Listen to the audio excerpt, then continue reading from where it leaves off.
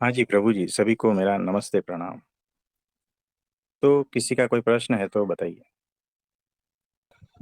प्रणाम प्रभु जी। हाँ जी प्रणाम, आपका कोई प्रश्न? प्रभु जी, प्रश्न ये है। हम्म। हमें संसार का अनुभव है। संसार बराबर। की कुरु संसार की कुरूपता का अनुभव है। और हाँ। संसार की कुटिलता का भी अनुभव है। बराबर। और प्रभु की कृपा, दया और उदारता का अनुभव होते हुए भी प्रभु हम्म। में मन क्यों नहीं लगता? हाँ जी, देखो प्रश्न ठीक से समझ लो। जी। प्रश्न ऐसा है कि संसार के स्वरूप को हम जानते हैं, यानी हम होश में हैं, है ना? एकदम तो बेहोश नहीं है, क्योंकि यहाँ भाई भाई धोखा कर रहा है ना। बेटा बाप जी। के साथ धोखा कर रहा है, पत्नी पत्नी के पति के साथ में धोखा कर रही है। यानी अगर कोई बेहोश है ना तो ये धोखे को नहीं समझ पाता। लेकिन ये जो धोखा वाली बात है, वो होश में है तभी तो समझ पा रहे हैं ना। जी प्रभु जी। तो संसार का स्वरूप समझ में आ रहा है, यानी वो होश में है। ये जो प्रश्न पूछने वाला जो है ना, वो होश में है। उसे संसार की कुटिलता का भी पता चल रहा है, यानी लोग यहाँ कैसे हैं वो भी पता चल रहा है ना। यानी जी। जो कीचड़ में वो फंसा है उसका पता चल रहा है। यानी आप इमेजिन करो कि एक व्यक्ति है जो एकदम बेहोश है, तो उसे पता नहीं है कि मैं कीचड़ में पड़ा हूं। जैसे एक दारू पीने वाला व्यक्ति है, वो रात को घर पे जा रहा था, उसको फुल हो गई और किधर लेट गया उसे पता नहीं है, कहाँ लेटा, कचरे के ढेर पे। और शरीर उसका कचरे के ढेर पे है और पैर उसके गटर में है। इस तरह से वो लेटा है, उसे पता नहीं है। आप ऐसा इमेजिन करो, देखो, क्योंकि वो बेहोश है दारू के नशे में। यानी ये जो प्रश्न पूछने वाला इतना बेहोश नहीं है कि उसे संसार का पता नहीं चल रहा है। अब सुबह होती है, धूप निकलती है, 10 बज गए हैं। अब वो जो दारू पीने वाला व्यक्ति है ना, उसको जी। थोड़ा होश आता है। और होश आते उसे पता चल रहा है कि मेरे पैर गटर में है और मेरा जो शरीर है वो कचरे के ढेर पे है, और इस तरह से मैं सोया हूं। मुझे बताओ, ये होश आता है तो दिखाई तो पड़ता है ना कि मैं कहाँ हूं। जी। तो उस व्यक्ति को दिखाई पड़ गया है कि मैं कहाँ हूं। मैं फंसा हूं कीचड़ में, क्योंकि कीचड़ का स्वभाव है कैसा। यहाँ धोखेबाजी है, यहाँ सब लालची है, ईर्ष्यालु है, कपटी है। सब पता चलता है ना कि ये सारे कचरे के भीतर मैं फंसा हूं। पता चल रहा है या नहीं, बताओ। जी प्रभु जी। तो प्रश्न पूछने वाला होश में है, थोड़ा थोड़ा होश में है। लेकिन फिर वो कहता है कि अगर इतना सब कुछ पता होने के बाद भी, और करुणा क्या है कि घर पे जो है पत्नी जी है, हमें संभालने वाली है, अच्छे सा खाना पका के देने वाली है ना। हमें अगर कुछ सर में दुखता है तो सर दबा देती है, हमारे कपड़े साफ कर देती है। आप समझ रहे हो ना, इस तरह की जी। पत्नी मेरे घर में मौजूद है, और मैं पड़ा हूं यहाँ पर गटर में, कीचड़ में फंसा हूं। तो ये दोनों बात उसे पता चल गई है, इतना होश है। यानी वो अवस्था समझ रहे हो आप, बेहोशी से वो होश की ओर आ रहा है, और मिडिल की जो अवस्था है ना, वहां पर उसे पता चल रहा है कि मैं हूं गटर में फंसा हुआ। फिर भी मेरे घर में जो मेरी पत्नी है उसकी महत्ता पता क्यों नहीं चल रही है। यानी निरंतर मेरा जो स्मृति में मेरी पत्नी क्यों नहीं रह रही है, और निरंतर मेरी स्मृति इस गटर में, इस कीचड़ में, इस दारू में क्यों फंसी है। आप समझ रहे हो, सिंपल सिंपल एग्जांपल। जी। यानी पता तो चल रहा है, लेकिन अब दिक्कत यह है कि मैं निरंतर घर पे क्यों नहीं रहता हूँ, अच्छे से क्यों नहीं रहता हूँ, आनंदित क्यों नहीं रहता हूँ, पत्नी के साथ क्यों नहीं रहता। वो प्रश्न फिर से पढ़े आप। जी प्रभु जी। हमें संसार का अनुभव है। संसार की कुरूपता का भी अनुभव है। और हम्म। संसार की कुटिलता का भी अनुभव है। और प्रभु की कृपा, दया और उदारता का अनुभव होते हुए भी प्रभु में मन क्यों नहीं लगता? हाँ, तो ये पूरा एग्जाम्पल हमने आपको बता दिया ना, कि अभी इतना होश है कि मैं कचरे में हूँ, इतना होश है। पहले वो बेहोश था, उसे पता ही नहीं था कि कचरे में है, लेकिन अभी पता चल रहा है। लेकिन अभी उतना पता नहीं चल रहा है कि मेरे घर पे जो पत्नी है उसकी महिमा क्या है, उतना पता नहीं चल रहा। इसीलिए मेरी वृत्ति पत्नी में नहीं रहते कचरे में रहती है। अब इसका आंसर भी दिया है, ये आप पढ़े। जी प्रभु जी। महादेव जी पार्वती से बोलते हैं, जब तक प्रभु के स्वभाव से परिचित नहीं होंगे तब तक सहज सतत भजन संभव नहीं है। हाँ जी, रुके। देखो क्या कहते हैं कि जब तक परमात्मा के स्वभाव से यानी परमात्मा के स्वरूप से परिचित नहीं होते हैं तब तक ये होने वाला नहीं है। उन्होंने कहा कि जब तक परमात्मा का स्वरूप समझ में नहीं आएगा ना, तब तक ये अखंड सुमिरन निरंतर उसी स्थिति में रहना असंभव है। सिंपल से बता दिया। जी अब सबसे महत्व की बात है कि परमात्मा का स्वरूप समझना। 3 शब्द है, तो 3 शब्द में बता दिया। जिसको भी ये प्रश्न होता है ना कि भगवान में मेरी अखंड वृत्ति क्यों नहीं रहती, उसका यही आंसर है कि भगवान के स्वरूप को आपने समझा नहीं है। बस इतनी सी बात है। जी इसके अलावा और कोई भी उत्तर जो है ना संभव नहीं है। इसके अलावा सारे उत्तर जो है ना इधर उधर के हैं, आपकी वृत्ति लगेगी नहीं। आप समझे? इसे और आगे पढ़े। सूरदास जी अपनी वाणी में भगवान की लीला गाते हैं, कृष्ण लीला का विस्तार करते हैं और अपने मन का उद्बोधन करते हैं। वो उद्धव गोपी संवाद करते हैं, पर वो बार बार प्रभु के स्वभाव का सिमरन करना नहीं छोड़ते और अपने स्वभाव को भी नहीं भूलते और प्रभु के स्वभाव को नहीं भूलते। हाँ जी, देखो बहुत ही अद्भुत बात कह दी है। अब ये जो है ना एक एक सेंटेंस में पढ़े, यानी आपने पूरा पैराग्राफ पढ़ा ना, उसकी जगह पे एक एक सेंटेंस में पढ़े, एक एक लाइन में पढ़े। जी प्रभु जी। सूरदास जी अपनी वाणी में भगवान लीला गाते हैं, हाँ कृष्ण जी, लीला का विस्तार करते हैं और देखो। अपने मन का उद्बोधन करते हैं। हाँ देखो, सूरदास जी जो है ना, उनका अगर आप वो सब देखोगे तो उनमें लीला चरित्र ज्यादा है ना। भगवान की लीला का गान ज्यादा है। ये गान करते हुए भी भीतर उनके क्या चल रहा है, ये अगले सेंटेंस में बताया। आप फिर से पढ़े। वो उद्धव गोपी संवाद करते हैं, हम्म। पर वो बार बार प्रभु के स्वभाव का सिमरन करना नहीं छोड़ते। हाँ देखो, प्रभु के स्वभाव का सिमरन यानी क्या हुआ, भगवान के स्वरूप का चिंतन मनन, दूसरे शब्दों में कहे तो। और भगवान जी के स्वरूप का चिंतन मनन यानी क्या, परमात्मा के स्वरूप को पहचानना। और परमात्मा का स्वरूप पहचान में तब ही आएगा जब अक्षर ब्रह्म सत्पुरुष आपको समझाएंगे। उसके बगैर नहीं समझ में आएगा, अपनी बुद्धि से नहीं समझ में आएगा, मायातीत बुद्धि चाहिए। जी माया वाली बुद्धि से परमात्मा का स्वरूप समझ में नहीं आएगा। और इसीलिए अखंड भजन, अखंड स्थिति नहीं हो पाएगी।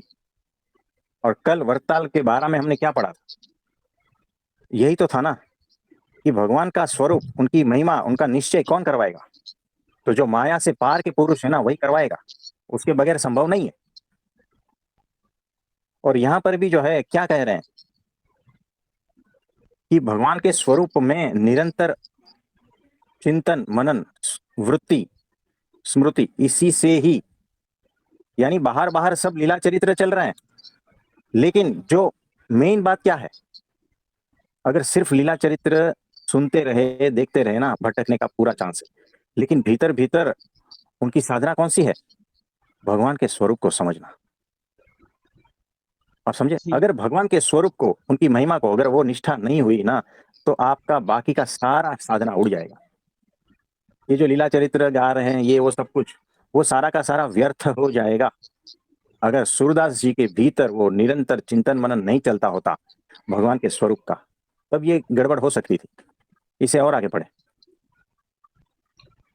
और वे अपने स्वभाव को नहीं भूलते और रुक, प्रभु के स्वभाव को भी नहीं भूलते। हाँ, यानी देखो, अपने स्वभाव को, यानी यहाँ दो प्रकार है।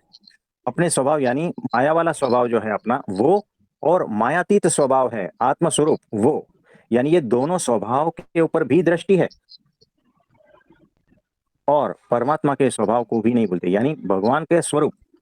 यानी यहाँ सीधा सीधा जो लास्ट सेंटेंस है ना, उसका सीधा मीनिंग ये है कि मैं आत्मस्वरूप हूं, ये भी नहीं भूलते, और परमात्मा का जो स्वरूप है वो भी मैं नहीं भूलता। ये दोनों भीतर भीतर चल रहा है। यानी क्या हुआ? अक्षर पुरुषोत्तम दर्शन हुआ। यानी क्या हुआ? ब्रह्म पर ब्रह्म दर्शन हुआ, है ना? तो ये दोनों स्वभाव जो भीतर है उसको नहीं भूलते, और दोनों के स्वरूप को भी समझते हैं। ये भीतर की उसकी साधना चल रही है, और ऊपर ऊपर जो है लीला चरित्र सब गाते हैं, कहते हैं, लिखते हैं, सब कुछ वो करते हैं।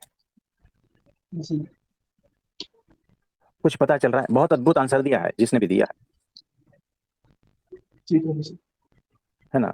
तो एक ही बात है कि कल वाला जो वचनामृत है उसका ही एक्सटेंशन में ये आंसर है, और बहुत ही गहन बात और बहुत ही सूक्ष्म बात। अगर ये चूक गए ना तो दिशा नहीं मिलेगी आपकी साधना को। आप कौन सी दिशा में चल रहे हो ये भी पता नहीं चलेगा, है ना? जी कि भगवान के स्वरूप कैसा है ये कोई नहीं समझाएगा। सिर्फ जो माया से पार के पुरुष है ना वही समझाएगा। अपने हिसाब से समझोगे तो समझ में आएगा ही नहीं। अपने हिसाब से तो माया वाला स्वरूप समझ में आएगा। जी सोचो कितनी कमी है ना? तो ये बात है। तो जिसका प्रश्न ये है ना कि मेरी अखंड स्थिति वो क्यों नहीं मैं रह पाता उसमें, तो यही बात है कि न स्वरूप समझ में आया, न निष्ठा समझ में आई, या न महिमा समझ में आई। तो जो भी कुछ समझ में आया वो सारा शब्द में था, इसीलिए नहीं हो पाती है। तो अखंड स्थिति किस तरह से रहे उसी में, ये इसका बताए। इसमें और कुछ पूछना चाहते हो आप? प्रभु जी, मेरी तो ये स्थिति नहीं है, ये तो मेरे लिए बहुत ऊंचे लेवल की टीचिंग हो गई एक तरीके से। इसमें तो मैं क्या पूछूं। हाँ जी। तो सबके भीतर जो भी साधक है ना, उसके भीतर कभी कभी परमात्मा की झलक मिलती है, 1 2 5 सेकंड के लिए किसी किसी को मिली होगी। लेकिन फिर जो है ना वो स्थिति कायम क्यों नहीं रहती? उस स्थिति में हम हमेशा क्यों नहीं रहते? जबकि जानते हैं ये कीचड़ में फंसे हैं हम, ये संसार का स्वरूप जानते हैं। यहाँ कुटिलता है, यहाँ पाखंड है, यहाँ सब इसी तरह से चल रहा है। फिर भी ये जानते हुए भी हम उसकी स्थिति में नहीं रह पाते, भगवान की स्थिति में। सोचो ये जीव कहाँ फंसा है बताओ, जी प्रभु जी। है ना? तो उसे और क्या करना चाहिए, ये आंसर में बता दिया है। बहुत ही अद्भुत तरीके से बताया है, और एकदम सटीक तरीके से बताया है। इसके अलावा और कोई उत्तम आंसर संभव नहीं है। कि हमें पता है कि वो सामने वाला है ना बहुत ही नीच और खराब आदमी है, फिर भी हम उसे छोड़ नहीं पाते। और हमें पता है कि दूसरी और एक बहुत ही अच्छा भला इंसान है, लेकिन उसको हम पकड़ नहीं पाते। ये प्रश्न पूछने वाला इस स्थिति में फंसा है। और आप भी जो है, जितने लोग सुन रहे हैं, कभी ना कभी ऐसी स्थिति में फंसे होंगे। और जो साधक है वो हमेशा इसी स्थिति में फंसता है, और यहां से निकलने का बहुत मुश्किल है। कि संसार का स्वरूप भी समझ में आ रहा है लेकिन संसार को छोड़ नहीं पाते। परमात्मा का जो कृपा है, उनका थोड़ा थोड़ा स्वरूप भी समझ में आ रहा है, लेकिन चाहिए उतना समझ में नहीं आ रहा, और इसीलिए हम पकड़ नहीं पाते, हम उसमें रह नहीं पाते। जी प्रभु जी। तो एक होता है सुअर। सुअर पहचानते हो ना? जी कीचड़ में रहता है, और सुअर के 5 10 बच्चे रहते हैं, है ना? और वो अपने दुनिया में मस्त है, उसे कीचड़ ही पसंद है। लेकिन कभी कभी सुअर होश में आ जाते हैं, तो वो सोचता है कि ये सब तो ठीक है, ये मुझे पीड़ा भी देता है, तकलीफ भी देता है। जब तक बेहोश हो ना, संसार आपको सुख देगा। जब आधे होश में आ जाएगा ना, तो संसार दुख समान भासेगा आपको, और जी परमात्मा में सुख दिखने लगेगा, है ना, लेकिन परमात्मा को पकड़ नहीं पाते हो और संसार को छोड़ नहीं पाते हो, ये साधक की दशा है ना। तो वो जो सुअर है वो थोड़ा होश में आता है, तो उसी की हालत भी वैसी होती है कि उसको जो है कोई अगर उससे खींचे, ठीक है, थोड़ा देर के लिए अच्छा लगता है, फिर उसको नहलाए, है ना, तो साफ सुथरा हो जाता है, फिर उसको बगीचे में लेके जाता है। लेकिन शाम होते होते वो बेचैन हो जाता है बगीचे में। वो वापस जिसने उसको बचाया है, जो उसके साथ में चल रहा है, उसकी नजर छुड़ा कर, चुरा से, चोरी करके वो वापस कीचड़ में चला जाता है। आप समझे, जी। ये उसकी तकलीफ है, ये उसकी विडंबना है, क्या कहते हैं उसको, सबसे बड़ा दुख है ये। यही हालत है साधक की। और एकमात्र रास्ता बताया है कल के वचनामृत में कि ऐसा कोई संत, ऐसा कोई महापुरुष जो माया से पार है, सिर्फ वही। फोटो वाले महापुरुष की बात नहीं कर रहे हैं हम, फोटो वाले भगवान की भी बात नहीं कर रहे हैं, मंदिर में जो मूर्ति है उस भगवान की भी बात नहीं कर रहे हैं, है ना, फोटो वाले संतों की भी बात नहीं कर रहे हैं हम कह रहे हैं प्रत्यक्ष, प्रगट, जो सामने है, जिंदा है, ऐसे सत्पुरुष की बात कर रहे हैं। सिर्फ उसी से ही वो जो दो शब्द हमने कहे थे ना, महिमा और निश्चय, सिर्फ उसी से ही ये दो शब्द अनुभूति में आएगा, समझ में आएगा, उसके बगैर समझ में भी नहीं आएगा। और ये दो शब्द ही आपको उतार देगा, उसके बगैर काम नहीं बनेगा। और ये दो शब्द प्रैक्टिकल बात है, कहने की बात नहीं है, सिर्फ शब्द की बात नहीं है। डिक्शनरी में नहीं मिलेगा,